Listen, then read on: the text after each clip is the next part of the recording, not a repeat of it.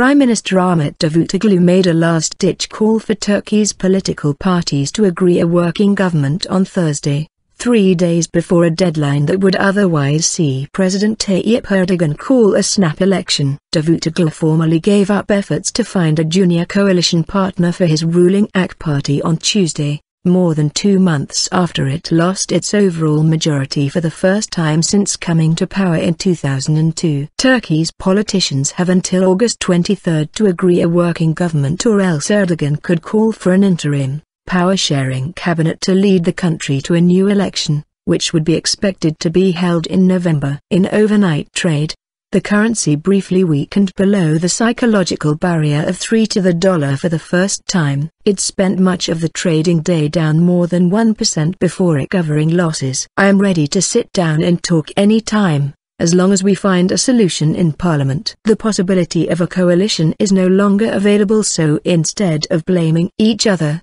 let's form as government," Davutoglu told a news conference in Ankara. "If that first option fails, and the president calls for a snap election, I urge all political parties to take part in this election government in line with the spirit of the Constitution," he said. An interim election government would see power shared between 4 political parties with deep ideological divides, a scenario likely to lead to stagnation in policy making. Forming such a cabinet is in any case uncertain, as 2 parties, the secularist CHP and the nationalist MHP, have said they would not take part.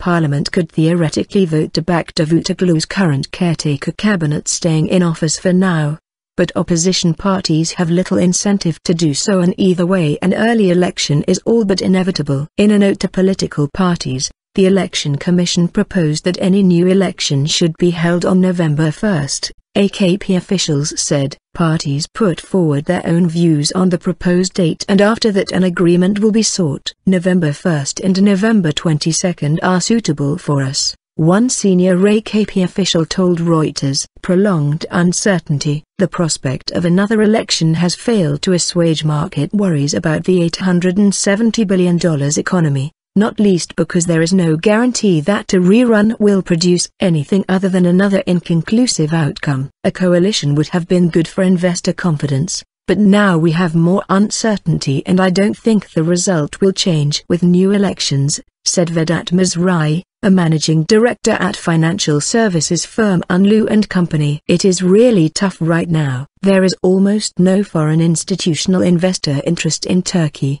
The lira is now down over 20% against the dollar this year, making it one of the worst-performing currencies among its emerging market peers. We're getting poorer by the day," said elementary school teacher Nevin, 44, shopping for groceries at a supermarket in central Ankara. "Now they're going to knock on our doors and ask for our votes. How dare they? Shameless politicians." Erdogan, who founded the Islamist-rooted AKP, could still in theory ask the main opposition Republican People's Party, CHP, to try to form a government. But the CHP has shown little sign of being able to assemble a majority, and Erdogan told a meeting of village administrators on Wednesday that he would not waste time with those who did not know the address of the presidential palace, an apparent reference to the head of the CHP. The crisis has coincided with rising insecurity, as Turkey's military jets pound Kurdish militant positions in southeastern Turkey and northern Iraq in response to attacks on the security forces,